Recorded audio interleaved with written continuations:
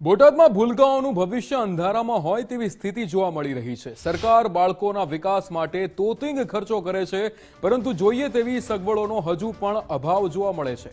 બોટાદમાં મોટા ભાગની આંગણવાડી શાળાઓ એ ભાડાના મકાનમાં આવેલી છે। આંગણવાડીમાં નાના ભૂલકાઓને પાયાનું શિક્ષણ આપવામાં આવે છે।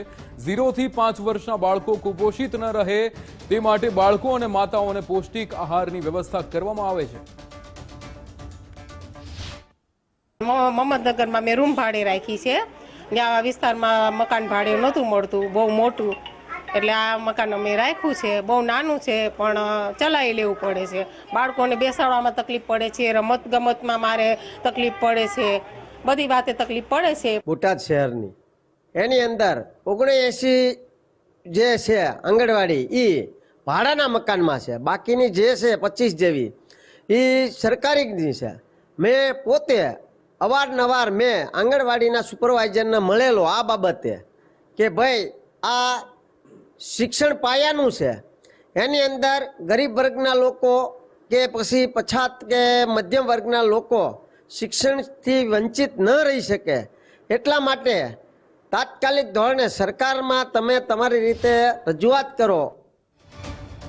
ભાડાના મકાનમાં ચાલતા આંગણવાડી કેન્દ્રોમાં માતાઓ અને બાળકો સુવિધાઓથી વંચિત રહે છે। ગુજરાત ફર્સ્ટની ટીમ દ્વારા બોટાદ શહેરના સીડીપીઓનો સંપર્ક કરાતા તેમણે જણાવ્યું હતું કે બોટાદ શહેરમાં કુલ 104 આંગણવાડી કેન્દ્રો આવેલા છે, જેમાં 25 આંગણવાડી કેન્દ્રો સરકારી બિલ્ડિંગમાં ચાલે છે, જ્યારે 79 આંગણવાડી કેન્દ્રો એ ભાડાના મકાનમાં ચાલે છે। કુલ 104 આંગણવાડી આવેલ છે, જેમાં 25 આંગણવાડી પોતાના મકાન ધરાવે છે અને 79 આંગણવાડી ભાડાના મકાનમાં કાર્યરત છે।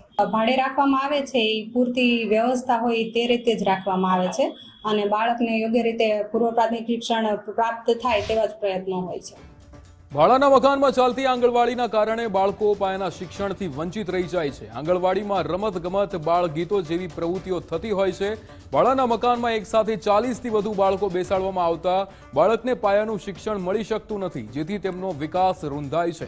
વિસ્તારમાં રહેતા સ્થાનિકો પણ તાત્કાલિક આંગણવાડી માટે બિલ્ડિંગ તૈયાર કરવામાં આવે તેવી માંગ કરી રહ્યા છે। હાલમાં અમારે 40 બાળકો આવે છે, જેથી અમારે 2025 મકાનની અંદર અત્યારે 40માં બાળકો જ આવી રહ્યા છે। ખરેખર અહીંયા આંગણવાડી નથી, ભાડાના મકાનમાં છે, કોઈ સુવિધા નથી, કોઈ રમત ગમતનું મેદાન નથી, જેથી સરકારને અમારે અપીલ છે કે મમદનગર વિસ્તારમાં એક આંગણવાડી બનાવી દો। અડગ મનના માનવીને હિમાલય પણ નડતો નથી તે કહેવતને સાર્થક કરી છે એક દીકરીએ, જે બંને હાથે વિકલાંગ હોવા છતાં મક્કમ મને અન્ય માટે પ્રેરણારૂપ બની છે। બોટાદના પાળિયાદ ગામની દીકરી છાયા મોડલ સ્કૂલમાં ધોરણ 12માં અભ્યાસ કરે છે। છાયા ધોરિયા જન્મથી વિકલાંગ છે અને બંને હાથ નથી, પરંતુ નોર્મલ સ્કૂલમાં સામાન્ય વિદ્યાર્થીઓ સાથે સહજતાથી અભ્યાસ કરે છે।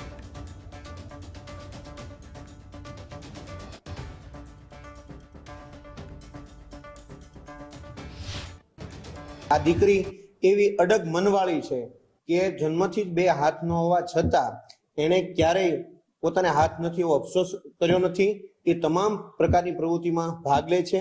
એનું લખવાનું કાર્ય જે છે એ પણ પગથી કરે છે, ખૂબ સારા ચિત્રો પણ દોરે છે, સારું ગાય પણ છે અને સાથોસાથ એ તમામ એક્ટિવિટીમાં પણ ખૂબ રસપૂર્વક ભાગ લઈ રહી છે। એટલે અમારા માટે, શાળા માટે ખૂબ ગૌરવની વાત છે। છાયાએ બચપનથી સંઘર્ષ સાથે અભ્યાસની શરૂઆત કરીને હાલ 12મા ધોરણમાં એ પહોંચી છે। છાયા અભ્યાસની સાથે સાથે પોતાના પગથી સારું ચિત્રકામ કરે છે, સારું ગાય છે અને સ્કૂલની તમામ પ્રવૃત્તિઓમાં ઉત્સાહભેર ભાગ લે છે। વિદ્યાર્થીની અનેક સર્જનાત્મક પ્રવૃત્તિમાં પણ રસ લે છે। છાયા ભવિષ્યમાં સારા ગાયક, ચિત્રકાર બનવાનું સપનું સેવી રહી છે, જેમાં શાળાના શિક્ષકો પણ મદદરૂપ થઈ રહ્યા છે। સામાન્ય વ્યક્તિઓ દ્વારા સરસ એવું ચિત્ર તૈયાર ન થાય ત્યારે આ દીકરી બંને હાથોએ વિકલાંગ હોવા છતાં પગ દ્વારા ખૂબ સુંદર એ ચિત્રો તૈયાર કરે છે। ત્યારે એને ભવિષ્યમાં ચિત્રકાર તરીકે પોતાનો વ્યવસાયિક દરજ્જો સિદ્ધ કરવો છે, ત્યારે શાળામાં આચાર્યથી માંડી અને તમામ સ્ટાફગણ એને જ્યાં જ્યાં જરૂર પડે ત્યાં હંમેશા માર્ગદર્શનથી માંડી તમામ વસ્તુઓ માટે એ તત્પર હોય છે। પોતાનું કામ જાતે કરી લે છે, લખવામાં, પેઇન્ટિંગમાં સિંગિંગમાં બધી જ સ્પર્ધાઓમાં એ પોતે ભાગ લે છે, પોતાનું હોમવર્ક પોતાની જાતે કરે છે. સમય પહેલા એ હોમવર્ક પૂરું કરીને બતાવે. પહેલી વાર ચિત્ર દોરતા જોઈ અમે લોકોએ ત્યારે અમે ખુદ અમને નવાઈ લાગી કે આટલું સરસ પેઇન્ટિંગ પગથી પણ કરી શકે છે બાળક. એ જમે છે પોતાના પગથી, જાતે જમે છે. તમે જોશો હમણાં કે સ્પૂન પગમાં પકડે છે અને જાતે જમે. આ પાસે કુદરતે જે એને આપ્યું છે પણ છતાં એ હિંમતથી લડી રહી છે અને પોતાનું ભવિષ્ય બનાવવા તત્પર છે. છાયા અડગ મનની વિદ્યાર્થીની છે. તેને બંને હાથ નથી તે સત્ય સ્વીકારી લીધું છે અને ક્યારે પણ અફસોસ કર્યો નથી. છાયા પોતાના પગ વડે લખે છે અને પોતાના પગથી જમે છે, પગથી પાણી પીવે છે. તેમજ છાયા સરસ ચિત્રકામ પણ કરે છે. સ્કૂલમાં કોઈ કાર્યક્રમો હોય કે સ્પર્ધા તેમાં છાયા રસથી ભાગ લેશે, જેથી વિદ્યાર્થીની છાયા શાળાનું ગૌરવ પણ વધારે છે. મારે ઘણો બધો સંઘર્ષ કરવો પડે છે. મારા શિક્ષકે હું પહેલા ધોરણથી જ અભ્યાસ કરવાનું શરૂ કર્યું ત્યારે મને મારા શિક્ષક કહેતા હતા કે આ બધો સંઘર્ષ તો જીવનમાં ભરતીની ઓટની જેમ આવ્યા કરે છે, એટલે સંઘર્ષ કરવો જરૂરી છે. એટલે હાથેથી લખો કે પગેથી બંને સમાન જ ગણાય છે.